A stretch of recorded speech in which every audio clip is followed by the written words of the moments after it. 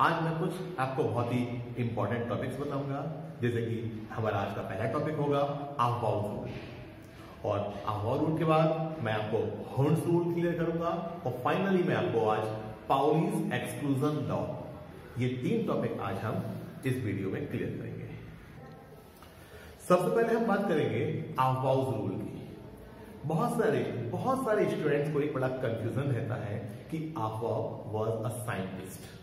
पता नहीं ये कहां से ये गलती या दिमाग में भ्रम पैदा हुआ है। अफबाउ कोई साइंटिस्ट नहीं थे। ये एक जर्मन वर्ड है, जर्मनी का एक शब्द है। इसका मतलब होता है किसी स्ट्रक्चर को फॉर्म करना। किस स्ट्रक्चर को फॉर्म करना? यहां पर हम इलेक्ट्रॉनिक कॉन्फ़िगरेशन कर रहे हैं, तो हम इलेक्ट्रॉनिक कॉन्फ़िगरेशन जो बिल्ड करते हैं, फॉर्म करते हैं, उसी को अफबाउ रूल किया। हालांकि इसको टाइम टू टाइम बहुत सारे साइंटिस्ट ने इसको बिल्ड करने में हेल्प की, लेकिन मेनली जो है वो इसका मतलब होता है स्ट्रक्चर फॉर्म करना।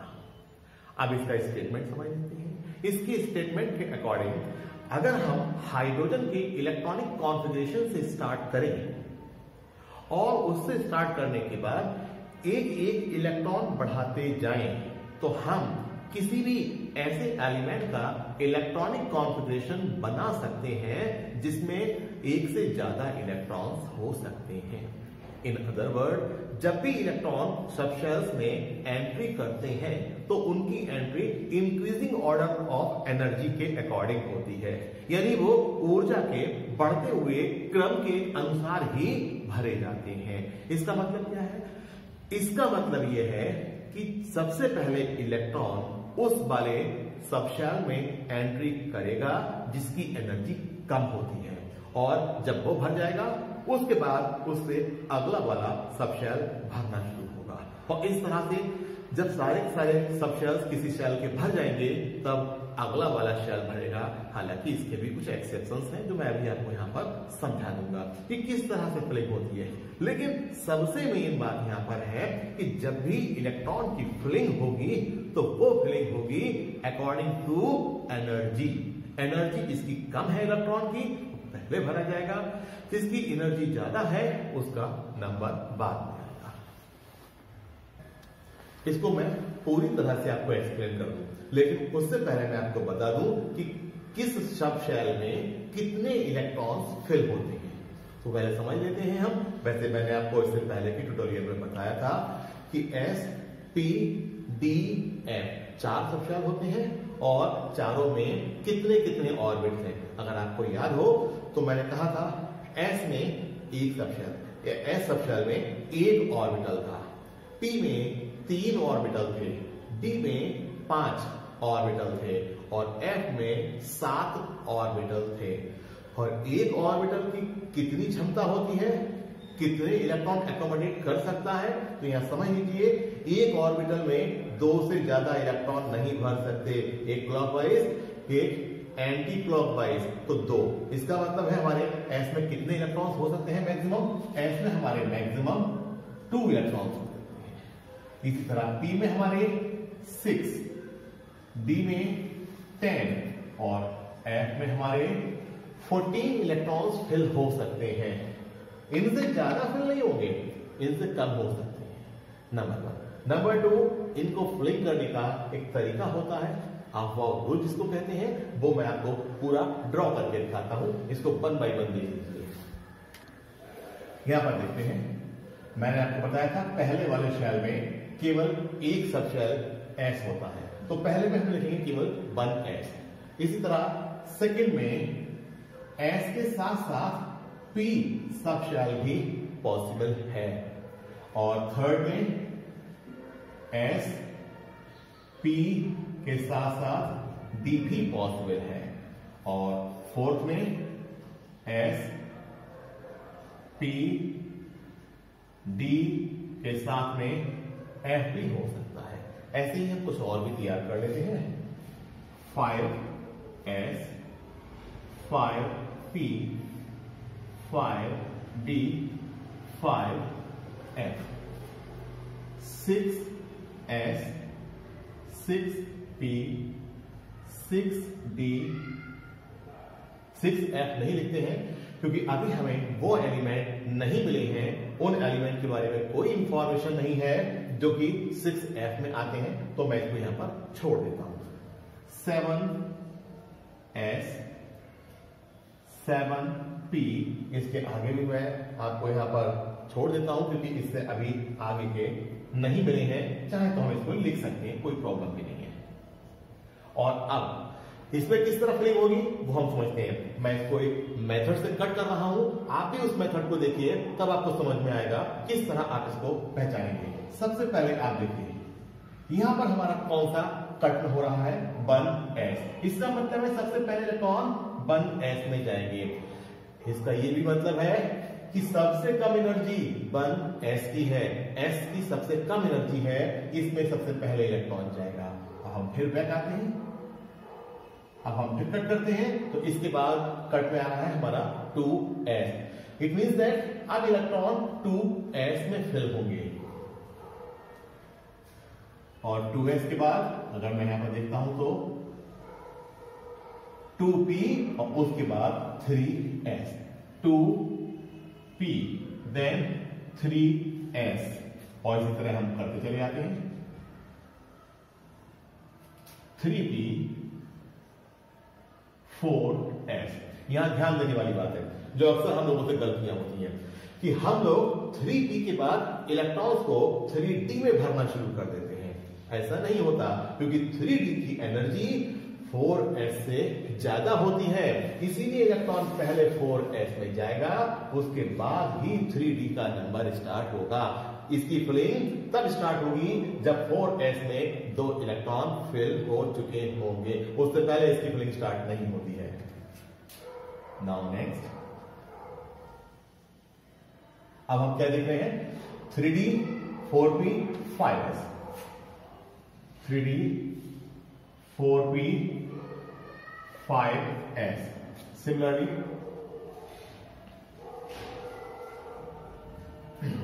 4d 5p and 6s यहां तक आ गए, और यहां के बाद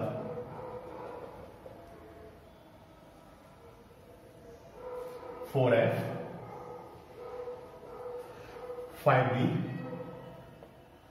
5d के बाद 6p and then 7s।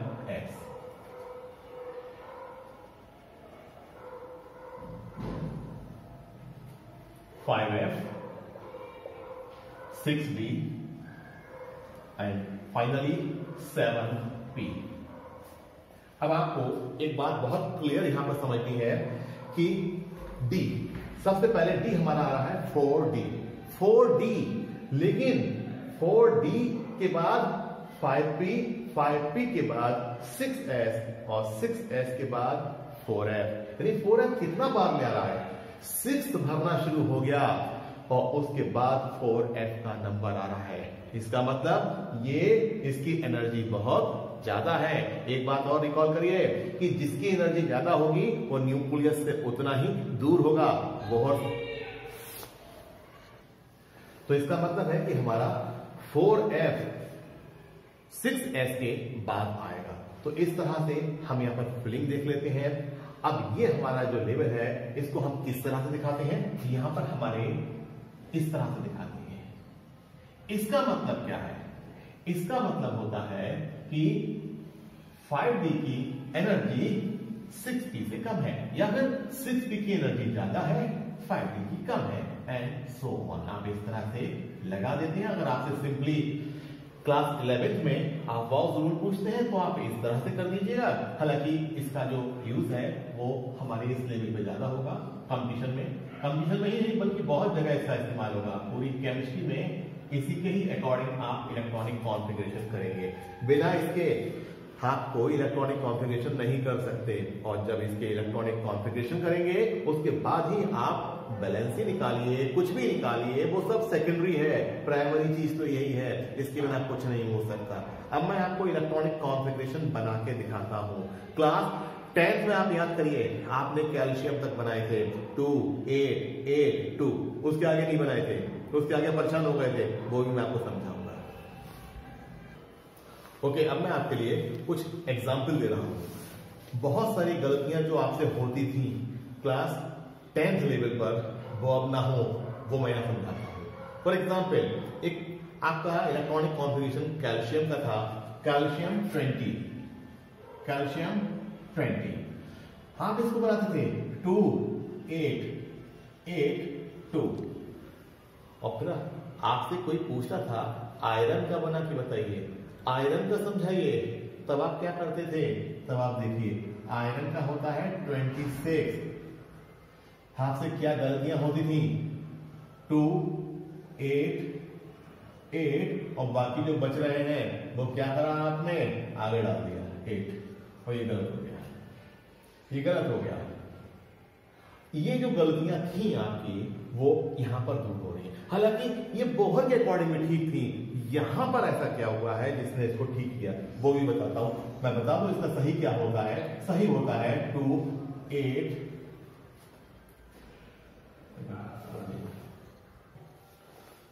2 8 14 2। ये 14 कैसे हो गया? ये थोड़ा कंफ्यूजन था, वो मैं इसकी हेल्प से अभी आपको प्रूव करूंगा। लेकिन पहले थोड़े छोटे वाले देख लेते हैं, उसके बाद हम थोड़े बड़े एग्जाम्पल देखेंगे, क्योंकि ये तो था बोहर बरी के अकॉर्डिंग, लेकिन आज हमें बोहर बरी नहीं, आज अफवाह देखना है। पहले हम बहुत सिंपल छोटा देखते हैं हमारे सोडियम का। सोडियम 11, इस 11 का इसके अकॉर्डिंग हम बनाते हैं तो सबसे पहले इलेक्ट्रॉन s में जाएंगे, और याद रखिए s में 2 से ज्यादा इलेक्ट्रॉन नहीं आ सकते। 1s2, इसके बाद सेकंड में जाएंगे 2s, इसमें भी 2 से ज्यादा नहीं जाएंगे, 2s2। इसके बाद आगे जाएगा p में 2p, और p में आपको मालूम है 6 से ज्यादा नहीं आ सकते, तो हम यहां पर 6 डाल देंगे। और इसके बाद हम काउंट करेंगे कितने हो चुके हैं। 6 + 2 + 2 दैट इज 10, 10 भर गए हैं, कितना बचा हुआ है? 1 बचा हुआ है, वो कहां डाल देंगे? -2 2s2 2p6 के बाद 3s, तो ये 3s1, याद रहे 3s1। मैंने कहा था इसमें मैक्सिमम 2 आ सकते हैं, मिनिमम मैंने नहीं बताया था ना, तो आप समझिए मिनिमम 1 भी हो सकता है और ये खाली भी हो सकता है। तो 3s1, अब आप काउंटिंग कर लीजिए, 2 2 4 and 6 10 and 1 11, हमारा इलेक्ट्रॉनिक कॉन्फ़िगरेशन कंप्लीट। और इसकी हेल्प से हम बोर बरी का भी बना सकते हैं। कैसे? यहां पर देखते हैं, पहले वाले में कितने इलेक्ट्रॉन्स हैं? 2, ये भी सेकंड है, ये भी सेकंड है, 2 + 6 ओवरऑल 8, और फाइनली 3 में 1 1 2 8 1। यही बनाया था नाइन्थ में। ये इस तरह से यहां पर सिंपल हो जाता है। हम अगला एग्जाम्पल ले लेते हैं, सीधे मैं आपको आयरन पे पहुंचाऊंगा। आयरन, क्योंकि वो आपको कंफ्यूजन कर रहा था ना, देखिएगा आयरन 26 इसी के अकॉर्डिंग फिल करेंगे। इसके अकॉर्डिंग कैसे फिल करेंगे वो समझिएगा। 1s2, जैसे मैंने बताया था आपके लिए, 2s2 2p6 3s2 3s के बाद 3p6 और 3p के बाद 4s2 और 4s के बाद 3d। यहां पहले गिन लीजिए कितने रह चुके हैं, कितने खत्म हो गए। 2 and 2 4 and 6 10 12 और 12 and 6 18 and 2 20 20 हो चुके हैं, और बच कितने रहे हैं? 6। डी की कितनी क्षमता है? डी में हम 10 इलेक्ट्रॉन भर सकते हैं, और हमारे कितने रह गए हैं? 6 रह गए हैं, 6। हम सारे के सारे इलेक्ट्रॉन डी में डाल देंगे, तो हमारा हो जाएगा 3d6। और ये हो गया हमारा अफवाह के अकॉर्डिंग आयरन का इलेक्ट्रॉनिक कॉन्फ़िगरेशन। अब हम इसकी हेल्प से बोहर बरी भी तो तैयार कर सकते हैं, बहुत इजी है। देखिएगा पहले वाले में 2, दूसरे में भी आपका 2 और 6, क्योंकि ये भी 2 है, ये भी 2 है, 6 and 2 8। अब थर्ड, देखिए तीनों थर्ड हैं, तो इनमें ओवरऑल कितने इलेक्ट्रॉन है? 6 and 6 12 and 2 14 एंड 4 में कितने हो रहे हैं? 2। देखिएगा अभी मैंने बताया था, ये उसी को मैंने प्रूव कर दिया बोहर बरी के अकॉर्डिंग। तो हम दोनों तरह से इसका इलेक्ट्रॉनिक कॉन्फ़िगरेशन कर सकते हैं। तो आपने आयरन का तो देख लिया, लेकिन क्या हर बार ऐसा ही होता है? हावभाव में कोई गलती नहीं है, बिल्कुल कभी कोई समस्या नहीं आती। हम हमेशा कर सकते हैं ऐसा? नहीं, हमेशा नहीं कर सकते हैं। कभी कभी इसमें भी प्रॉब्लम आती है। उन प्रॉब्लम को हम सॉर्ट आउट करेंगे, देखेंगे क्या प्रॉब्लम आती है। इसके लिए एक्सेप्शनल केसेस हैं। क्या एक्सेप्शनल केसेस हैं? कई बार एस का 4s का इलेक्ट्रॉन पीछे की तरफ चला जाता है 3d में, ऐसा होता है। और कई बार एक की जगह दो इलेक्ट्रॉन चले जाते हैं। और अगर हम एफ एलिमेंट्स की बात करेंगे, वहां तो एक्सेप्शंस भरे पड़े हैं, बहुत ढेर सारे। लेकिन मैं आपके लिए उन 2 एग्जाम्पल को बताऊंगा, स्पेशली तीसरे के बारे में हिंट कर दूंगा। तो 2 एग्जाम्पल मैं एक्सप्लेन कर रहा हूं जिनमें इलेक्ट्रॉन एस का जब करके पीछे की तरफ आ जाता है आपके डी में, और इसके पीछे रीजन होता है हाफ फील्ड और फुल फील्ड फिलिंग का। और इसके लिए मैं आपको एक अलग से ट्यूटोरियल में बताऊंगा कि ऐसा क्यों हुआ, इसकी स्टेबिलिटी कैसे फाइंड करते हैं, और हम क्या इसका होता है तरीका, वो अलग से बताएंगे। फिलहाल मैं आपको 2 एग्जाम्पल लेता हूं। पहला हमारा एग्जाम्पल है क्रोमियम का। क्रोमियम एटॉमिक नंबर 24 का हम बनाते हैं बहुत simply, 2s2 2p6 3s2 3p6 4s2 3d4 मैंने बना दिया। क्यों बना दिया, कैसे बना दिया? बिल्कुल सिंपल है। 2 इसमें गए, 2 भी इसमें गए, 6 2 6 2 एंड फाइनली बचते हैं हमारे 4, क्योंकि यहां तक हमारे हो जाते हैं 20। कभी भी आप काउंट करें तो देख लीजिए यहां से यहां तक 20 हो जाते हैं। 24 फिल करने थे, बच रहे थे 4, मैंने डाल दिया। ठीक हो गया ना? नहीं, ये ठीक नहीं हुआ, इट्स रॉन्ग, कट जाएगा, 0 मिलता है इस पे। फिर क्या करना चाहिए?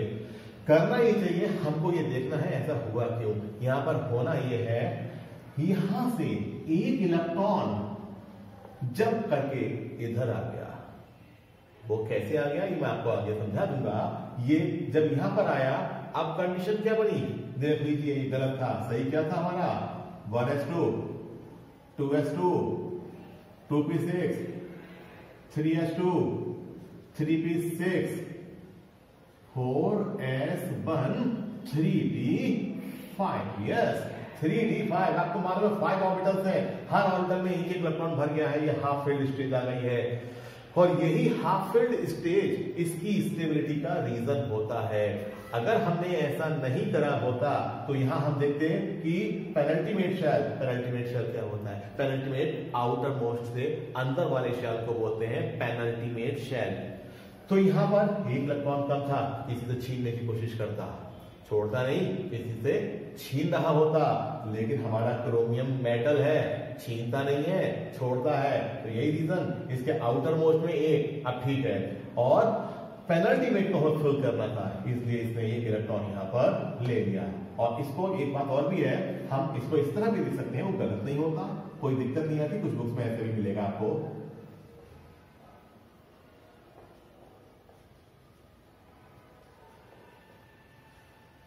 दोनों ही ठीक है, ये भी सही है और ये भी सही है। इसमें से आप किसी में भी गलती ना समझें। ये एक एग्जाम्पल तो ये हो गया। एक और एग्जाम्पल ले लेते हैं कॉपर का।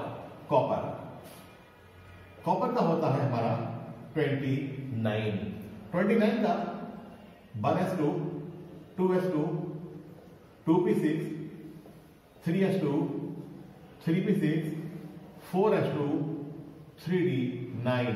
ये भी गलत हो गया। क्यों गलत हो गया? सेम, यहां से भी एक इलेक्ट्रॉन इधर जंप मारने वाला है। क्यों? वही रीजन, क्योंकि यहां पर पेनल्टीमेट में कम हो रहा है और यहां पर फुलफिल की स्टेबिलिटी बहुत ज्यादा होती है, इसीलिए ये अपने आप को फुलफिल करने की कोशिश करता है। और इसका राइट मेथड क्या बनेगा?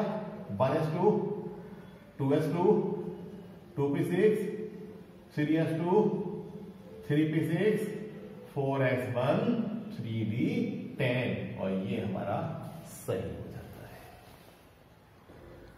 इस तरह हमने आज के ट्यूटोरियल में पूरी डिटेल में अफवाह लॉ समझ लिया। किस तरह हम इलेक्ट्रॉनिक कॉन्फ़िगरेशन करते हैं वो भी हमने सीख लिया। इसके अलावा बाकी 2 ट्यूटोरियल बच रहे हैं हमारे, वो हम नेक्स्ट वीडियो में आपको एक्सप्लेन करेंगे। वो होंगे हमारे Pauli's exclusion law and hertz rule, ये दोनों आपको नेक्स्ट वीडियो में मैं एक्सप्लेन करूंगा। और आपको अगर हमारा वीडियो पसंद आ रहे हैं तो आप हमारे वेबसाइट पर लॉग इन करिएगा, और अगर आपको कोई क्वेरी है तो आप लगातार हमसे पूछ सकते हैं, हम आपके टच में रहेंगे।